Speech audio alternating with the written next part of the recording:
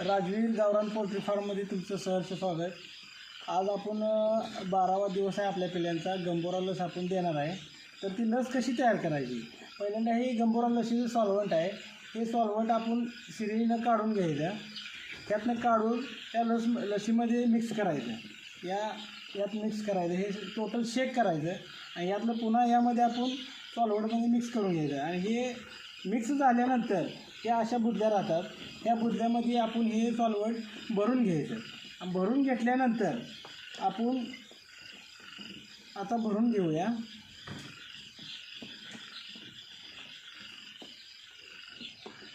हे पहा, हे असं बुदलीमध्ये भरून घ्यायचं.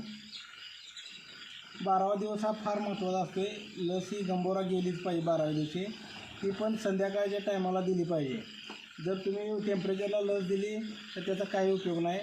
लस थंड करण्यासाठी बर्फाचं पाणी, असं बर्फ असला तरी चालेल, बर्फाचं पाणी येतं, पण थंड ही लस ही टोटल थंडच पाहिजे. हे बघा, अशा प्रकारे आपण गंभोरा लस देतो शेडवर. आपल्या प्रत्येक पिल्ल्याच्या डोळ्यामध्ये एक टिपका पडला पाहिजे.